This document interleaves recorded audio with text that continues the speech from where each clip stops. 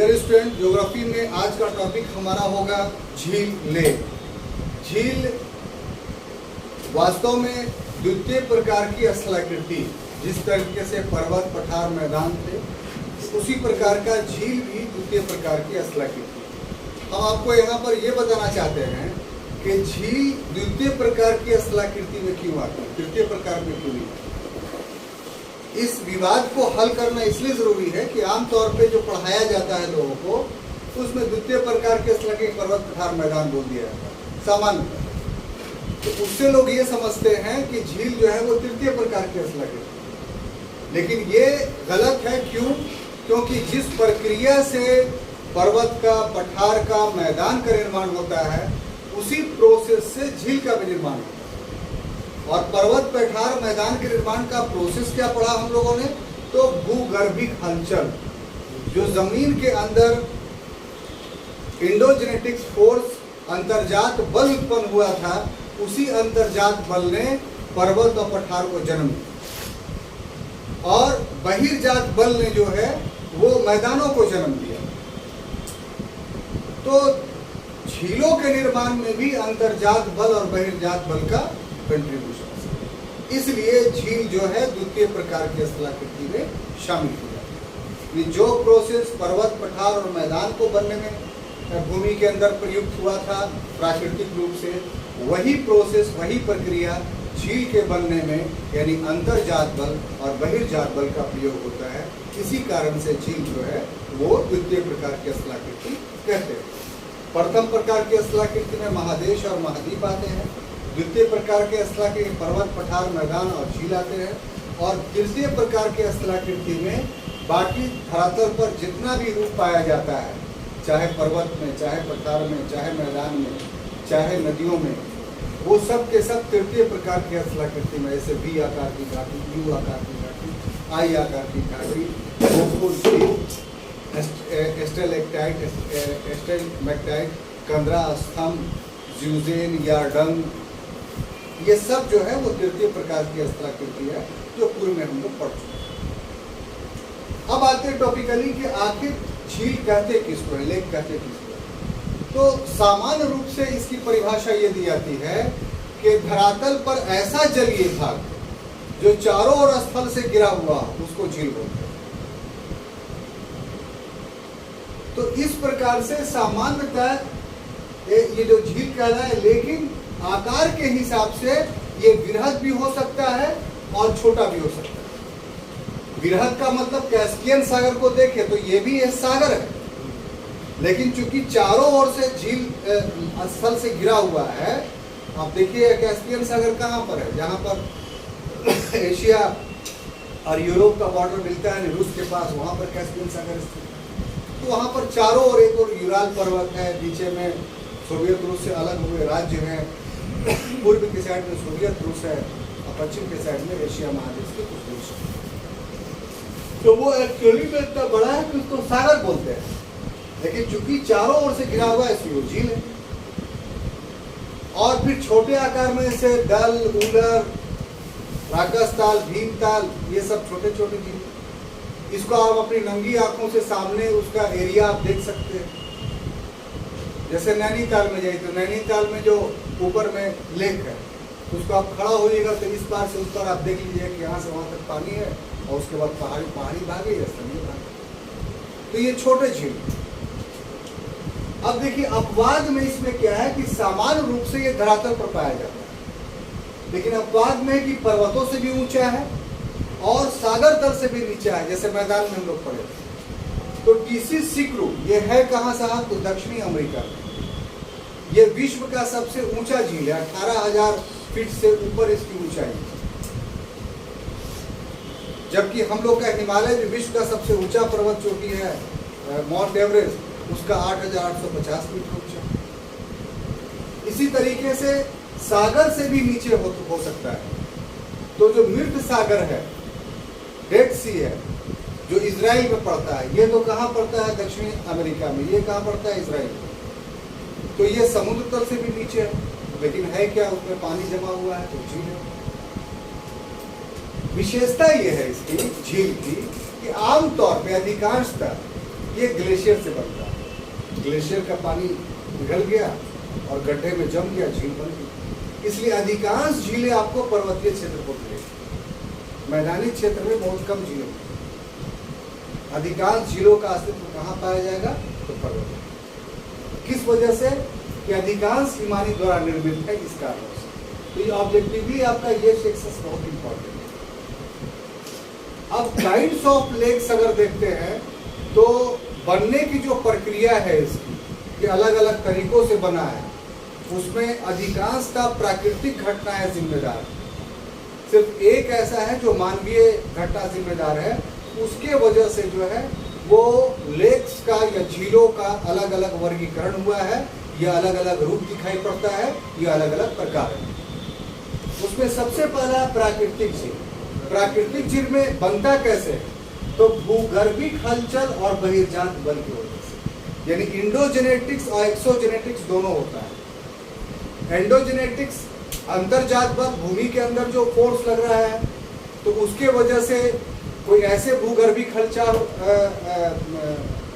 हलचल हुई, geocentric activity हुई कि भूमि धंस गया और भूमि धंस गया, उस पर पानी जो है जम गया, तो वो आर्टिफिशियल नेचुरल लेक्स कहलाएगा। इसी ढंग से है बहिर्जात का मतलब कि ऊपर से कोई बड़ा पर्वत जो है वो खिसक रहा है हिमानी, और बहुत बड़ा गड्ढा कर दिया और फिर उस गड्ढे में हिमानी का पिघल करके जल ही जल गया, तो ये बहिर्जात जल की वजह से। या मान लिया कोई उल्का पिंड आकर के गिर गया है, जैसे आप राजस्थान में जयपुर घूमने जाइएगा तो आमेर जाइएगा तो रास्ते में दाहिने साइड में जो झील है वो उल्का झील है। किसी जमाने में बहुत बड़ा उल्का गिरा था, गड्ढा हो तो वो झील में परिणत हो गया। तो ये सब बहिर्जात बल है। उसमें ग्रेट लेक्स, ये संयुक्त राज्य अमेरिका में है, जो विश्व का सबसे बड़ा झील माना जाता है। न्यासा जो है वो न्यासा लैंड में है, टंगानिका तंजानिया में है। विक्टोरिया एक ऐसा झील है जो 3 देशों पर स्थित, 3 देशों में ये फैला हुआ है। डल और उलर ये कश्मीर में है। मानसरोवर जो है वो तिब्बत में है। इसी झील से जो है वो आपकी 2 महत्वपूर्ण नदियाँ यानी सिंधु और गंगा जो है ब्रह्मपुत्र निकलती है। अब देखिए दूसरा रूप जो है कृत्रिम है, आर्टिफिशियल। माने आर्टिफिशियल का माने नेचर ने नहीं बनाया। तो इस तरह की झील अधिकांशतः जो बनता है, तो बांध जो बनाया जाता है, कोई नदी जा रही है उसके पानी को हम रोक लिया, तो पानी को रोक लिया तो पीछे में पानी जम जाएगा, तो जो पानी जमा हुआ है वही तो झील है। तो ये आमतौर पे बांध बनाने के क्रम में जो है इन झीलों का, जैसे हूवर बांध, ये संयुक्त राज्य अमेरिका में हूवर बांध भी है और इसके पीछे जो जल जमा हुआ है वो झील हो गया। जैसे गोविंद सागर, ये भाखड़ा नांगल बांध बना है आपको सतलज नदी पर पंजाब में, तो उसके पीछे जो सागर बन गया उसको गोविंद सागर बोलते हैं, ये भी एक झील है। राजस्थान में जयसमंद, राजसमंद क्या है? ये आर्टिफिशियल है। जो पानी आ रहा है उसको रोक लिया गया, काहे के लिए? नमक बनाने के लिए, और उसके पानी को जो है वो 6 जगह ट्रांसफर किया जाता है और अंत में नमक बन जाता है। 15-15 दिन एक टैंक के रूप में बनाया गया है। आप YouTube में खोल के इसको देख सकते हो तो बड़ा इंटरेस्टेड आएगा। एक जो झील है जो मेन जयसमंद ये सब है वो अपनी जगह पर स्थित है, और फिर दूसरा टैंक बनाया गया आगे, उसमें से जल को निकाल करके उसको थोड़ा ले जाया जाता है, उसको 15 दिन छोड़ दिया जाता है, फिर जल का कलर को चेंज कर जाता है, फिर दूसरा टैंक में ले आता है, फिर चेंज कर देता है, धूप पड़ता है उसका, और फिर इसी ढंग से टैंक चेंज करके लास्ट वाला जो टैंक है उसमें प्योर रेडिश हो जाता है वो, और उसके नीचे आप हाथ डालेंगे और रेडिश के नीचे तो वाइट और थोड़ा मटियाला टाइप का जो है नमक का ढेला आपको मिलना शुरू हो जाएगा। उसी को जो है मशीन में ला के पीस के आपके पास नमक सप्लाई होता है। तो हम लोग के यहाँ जो खाने का नमक बनता है, ये भी ऑब्जेक्टिव क्वेश्चन, वो अधिकांशतः झीलीय नमक है। महासागर से भी, ओशियन से भी नमक बनता है, लेकिन वो नमक हम लोग इस्तेमाल नहीं करते। हम लोग इसी झील के नमक का इस्तेमाल करते हैं और ये ज़्यादा अच्छा होता है। ठीक है। खारे पानी की झील तो इसका है कि अगर पानी आकर के मिल रहा है कोई गड्ढे में और उस गड्ढे से पानी बाहर नहीं निकल रहा है, तो पानी चाहे कहीं से आ रहा हो, चाहे बरसात का हो, ग्लेशियर का हो, नदी का हो, तो पानी का निकासी नहीं, तो वैसा जो है वो झील बनेगा, वो खारा बनेगा। क्यों बनेगा कि पानी का निकासी नहीं, तो पानी का एवोपरेशन तो हो रहा है, बहाव नहीं है, लेकिन एवोपरेट तो कर रहा है। एवोपरेशन जब करता है तो सिर्फ शुद्ध जल एवोपरेट होता है, और उसमें घुले हुए जो नमक है वो एवोपरेट नहीं कर पाता है। इसलिए धीरे धीरे उस तालाब में जो है या उस झील में जो है नमक का प्रतिशतता जो है बढ़ता चला जाता है, और परिणति क्या होती है कि वो झील खारा होता है और धीरे धीरे बहुत खारा होता है। जैसे एग्जाम्पल के ऊपर तुर्की का वाल झील, जो विश्व का सबसे ज्यादा खारा पानी का झील, 338 पर मिलियन इसका जो है वो खारापन है। ये झील क्या है, आप इस पर पैदल चल सकते हैं, बहुत उजाड़ इलाका है, लेकिन एक नया स्थलाकृति है, तो ये एक सीन साइड बन गया। विश्व से लोग कि हम झील में आमतौर पे लोग तैरते, लेकिन ये झील ऐसा है जिसमें तैरते नहीं बल्कि लोग चलते हैं, फुटबॉल खेलते हैं। तो लोग झील में फुटबॉल खेलने और तैरने का आनंद लेने के लिए जो है इस दुर्गम स्थान पे आते हैं, और बड़ी बड़ी होटलें बनी हुई सुविधा करते हैं। मीठे पानी की झील की नदियां के द्वारा किसी गड्ढे में पानी आके मिल रही और फिर वो निकल जा रही, जैसे झेलम नदी। झेलम नदी क्या है, झेलम नदी का जमाव वाला रूप ही तो डल झील, और फिर आगे चल के पहाड़ से वो फिर नदी निकल जाती है। तो ऐसे में जो है पानी हमेशा उसको फ्रेश मिलता रहता है।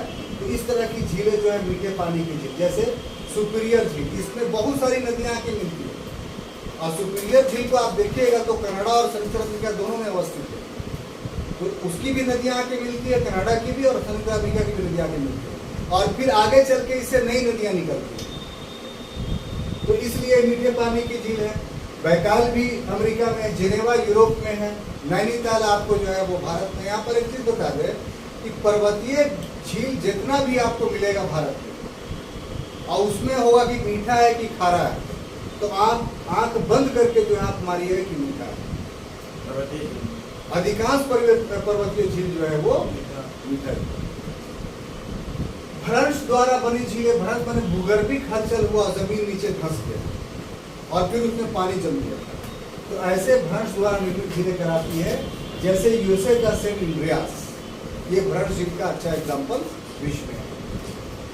दरार घाटी, दो समानांतर जो है वो पैरेलल दरार घाटी है, वैली है, और बीच में उठा हुआ भाग, ठीक है, और वो बीच में जो उठा हुआ भाग है वो धंस जाएगा किसी भी कारण से। तो ये दो दरार घाटी आपस में जब मिल जाता है तो उसी से दरार झील का निर्माण होता है। ये आमतौर पे लंबा होता है, झील सामान्य रूप से जो है गोलाई लिए हुए होगा, लेकिन दरार घाटी का झील जो है वो लंबा होगा, जैसे टंगानिका जो तंजानिया में, मृत सागर जो इजराइल में, ये सब दरार घाटी में बनी झील है। क्लियर? ये सैलिनिटी में विश्व का सबसे बड़ा झील तो है, लेकिन साथ ही साथ एक दूसरा रूप भी है कि ये रिफ्ट वैली में। कुली झील ज्वालामुखी का लावा निकला, ठीक है, और उसके बाद कोई पर्वत गिर गया और ज्वालामुखी के लावे को रोक लिया, तो क्या हो जाएगा, उस पर्वत ज्वालामुखी के लावे के इस साइड का जो इलाका होगा वो झील में कन्वर्ट कर जाएगा, गड्ढा हो जाएगा। तो ऐसी परिस्थिति में उसमें अगर जल भर गया तो इसको खुली झील के नाम से जानते हैं। और क्रेटर झील भी, ये दो बहुत इंपॉर्टेंट है। खुली झील अगर एग्जामिनेशन में ऑब्जेक्टिवली पूछता है, ये तीनों पूछता है, बाकी उतना महत्वपूर्ण नहीं है। बाकी इसमें क्या है कि मीठे पानी की सबसे बड़ी झील कौन है, खारे पानी की सबसे बड़ी झील कौन है, ये सब इंपॉर्टेंट है। लेकिन ये टर्मिनोलॉजी के रूप में ये तीनों आपको पूछा गया। तो खुली झील तो कि ज्वालामुखी लावा को रुक जाने से जो गड्ढा बनता है वो खुली झील हो गया, और क्रेटर झील हो गया कि जो ज्वालामुखी डेड हो गया, मर गया, अब उसमें कभी भी जो है वो लावा का उद्गम नहीं हो रहा है, एक्सटिंक्ट हो गया। तो ऐसी पर इसका जो क्रेटर है, जो मुख है, वो तो गड्ढा रहता है, तो उसमें पानी अगर जम गया तो ऐसे झील को हम लोग क्रेटर झील के नाम से जानते हैं। विक्टोरिया झील इसी प्रकार का झील, कि ज्वालामुखी के क्रेटर पर, और टिटिकाका जो है जो दक्षिण अमेरिका में है वो भी इसी प्रकार का। टीसीसिक्रू जहाँ पर हमने पढ़ाया था वो तिब्बत में है, ठीक है, और टिटिकाका जो है दक्षिण अमेरिका में है। टीसीसिक्रू सबसे ऊंचा है और टिटिकाका जो है नौगम में सबसे ऊंचा है। टीसीसिक्रू में नौका नहीं चलती लेकिन टिटिकाका में नौका चलती है। तो टीसीसिक्रू और टिटिकाका में ये डिफरेंस आप लोग याद रखें। अंत में गोकुल झील, ऑक्स बोले, ये नदी में बनता है कि नदी अगर मियांडर बनाती है यानी घुमावदार मार्ग अपना तय करती है और बहुत घुमावदार हो जाती है, और फिर एक समय आता है कि जल उसमें कम हो जाता है। तो जल जब कम होता है तो अपना सीधा रास्ता वो बना देती है। तो जो घुमा हुआ रास्ता है वो परित्यक्त हो जाता है, छूट जाता है, और छूटता ही नहीं बल्कि उसमें जल भरा रहता है। तो ऐसे नदियों के बीच में जो चारों ओर से घिरा हुआ नदी से जलीय भाग है वो गोकुल झील या ऑक्स बोले कहलाता है। ये टेम्पोररी होता है। जैसे आपको देखना है तो पटना में कभी जाइएगा तो ऐसा ऑक्स बोले का आपको गौर से देखना पड़ेगा, तो आपको बहुत सारे मिल जाएंगे क्योंकि वहाँ पर पार्ट उसका बहुत चौड़ा है। तो जब पानी आता है तो घुमावदार हो जाता है, पानी कम हो जाता है तो सीधा रास्ता ले लेता है। तो जो परित्यक्त किया वो किसमें चेंज कर जाता है, ऑक्स को। तो इस तरीके से आज के क्लास में इतना ही। अगले क्लास में हम लोग ब्लू आइलैंड का अध्ययन करेंगे।